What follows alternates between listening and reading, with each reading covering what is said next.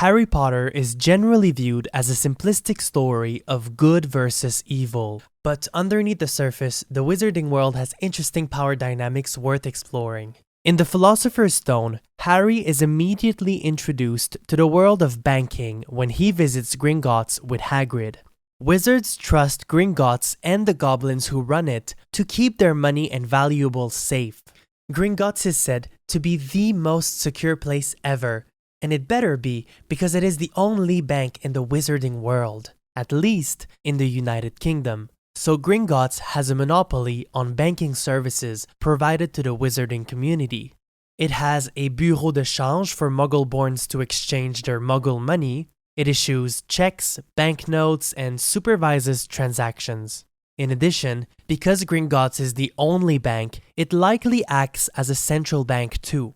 This is never explicitly explained in Harry Potter lore, but by definition, Gringotts likely defines monetary policy like interest rates, regulates money in circulation to inject liquidity into the economy, and takes on an advisory role for the Ministry of Magic and private organizations. As such, Gringotts is one of the most powerful institutions in the wizarding world. In a world where institutions are dangerously intertwined, Gringotts is uniquely independent from the Ministry of Magic. We'll touch on the oversized influence of the Ministry of Magic throughout this video. Gringotts is said to be the most secure place in the wizarding world. Despite that, 2 break-ins happened during the saga. In the first movie, Quirrell broke into Gringotts in an attempt to steal the Philosopher's Stone, and in the Deathly Hallows, Harry, Ron, and Hermione broke into Gringotts with the help of Griphook to access a vault belonging to Bellatrix Lestrange. So, the banking system, like every other institution in this world, can be undermined by brute force. At the center of the Harry Potter saga is academia. Its power stems from the prominence of Hogwarts School of Witchcraft and Wizardry. Hogwarts primarily exists to serve the wizarding community with all matters of education. Subjects taught include defense against the dark arts, potions, divination, charms, and transfiguration. But Hogwarts is also a hub for powerful wizards to converge.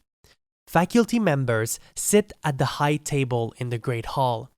They are elevated above students, similar to the Christ Church Hall at Oxford University. This signals a clear hierarchy with the headmaster at the top of the chain. Dumbledore always sits in the middle on a golden chair. The headmaster oversees the day-to-day functioning of the school. Dumbledore's deputy headmistress was Professor McGonagall. That's why she became the interim headmistress following the death of Dumbledore before Snape was appointed headmaster. Below them are the heads of houses. During most of the events of Harry Potter, Gryffindor was headed by Professor McGonagall, Hufflepuff by Professor Sprout, Ravenclaw by Professor Flitwick, and Slytherin by Professor Snape.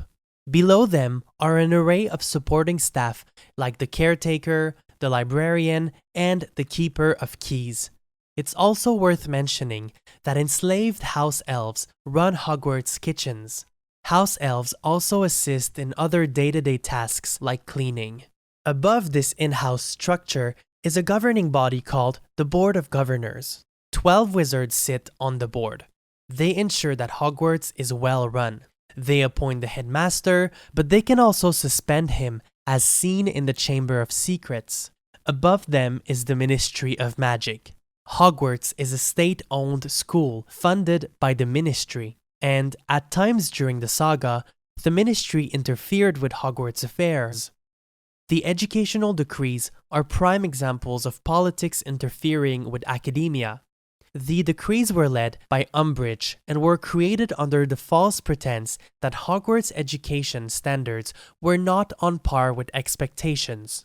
In reality, the decrees were implemented by the government to strip Dumbledore of his institutional power.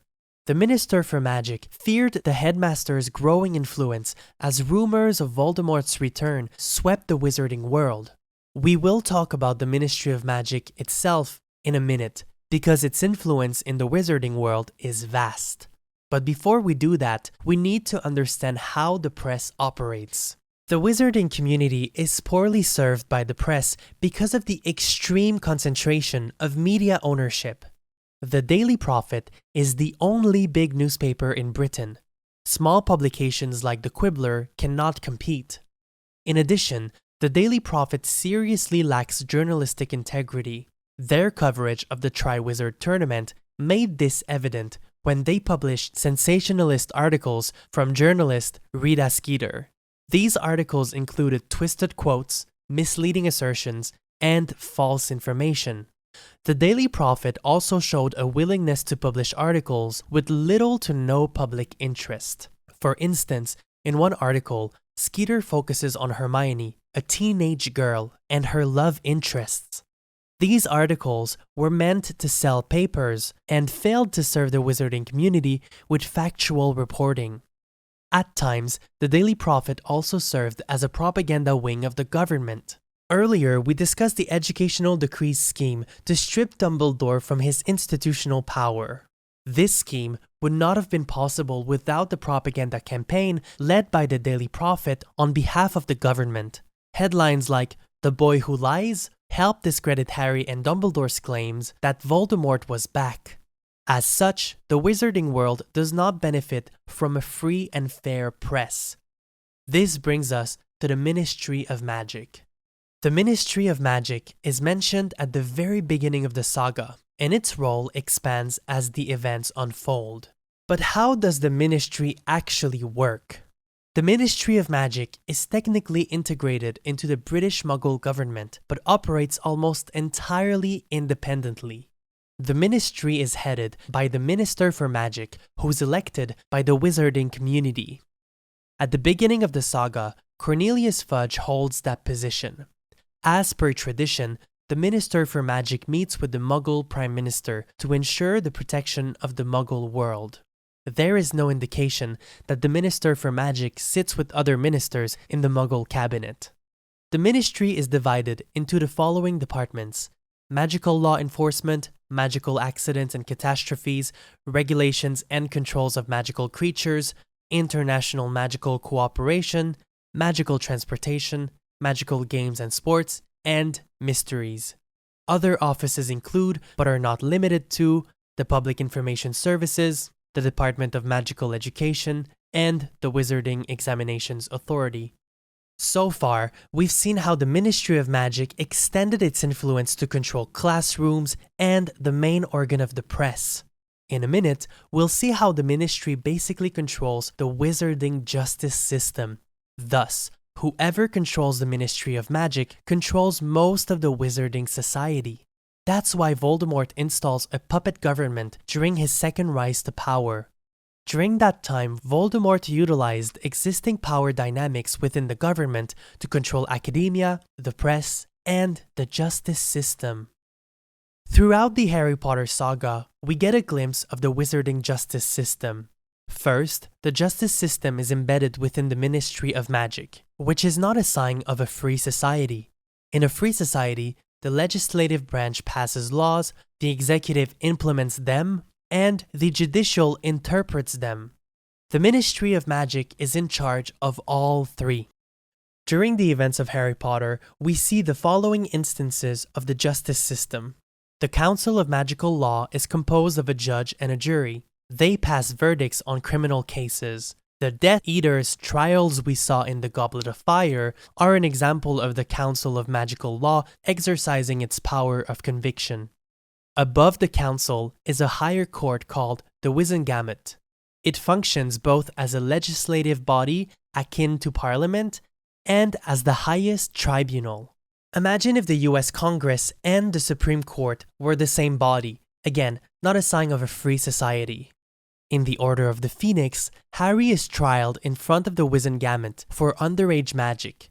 Dumbledore decries this process as over the top, because it is. In the Deathly Hallows, we see Umbridge overseeing a trial before the Muggle-born Registration Commission, a sign that Voldemort is weaponizing the government and the associated courts to institutionalize and legitimize his pure blood ideology. This brings us to Azkaban, the go-to prison for wizard criminals in the UK.